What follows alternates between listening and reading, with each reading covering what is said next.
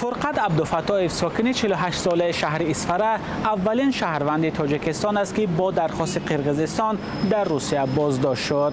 عبدالفتاح را روز 1 فوریه سال گذشته در باشقردستان روسیه دستگیر و 6 ماه بعد آزاد کردند.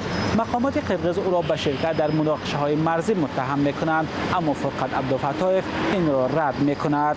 این ساکن واروخ از ناروشن بودن سرنوشت آینده اش نگران است.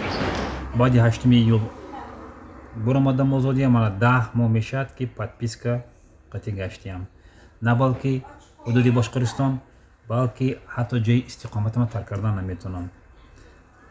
از اون سبب که من اولیم تا حاضر گفتگوهای جنایی قرار دارم، پاتنت کردن نمیتونم. مادرم که شهروندی روسیه دارد، نه دادم حجتم سپردم میتونم شهروندی و 10 ماه شد. همین حالت به وضعیت امسال وزنی‌تر.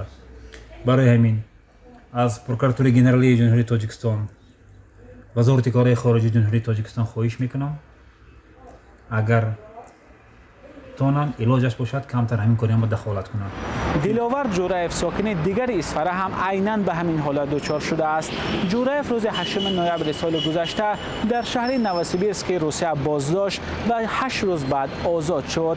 مقامات قرقیز دلاور جورایف را هم به شرکت در مناقشه‌های مرزی متهم می‌کنند و از روسیه طلب کردند که او را برای محاکمه به قرقیزستان سپارد. دادستانی کلی روسیه درخواست قرقیزستان برای فرستادن و یا استرداد 2 شهروند تاجیکستان را به قرقیزستان تا حال قبول نکرده است، اما در یک وقت دادستانی کل روسیه به 2 شهروند تاجیکستان اجازه نمیدهد تا به وطنشان تاجیکستان برگردند. وطن رفتن نمیتونیم. من کسی از دستش بیاد یاردم کنن، من مقامات خودم حرکت کنن.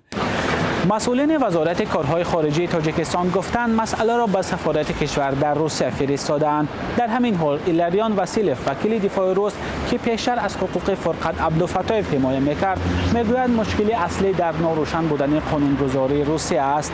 فرقت عبدالفتاح و دلاور جورایف برای حل مشکلشان بارها به دادستانی‌های باشقردستان و هم نوسیبیرسک روسیه مراجعت کردند.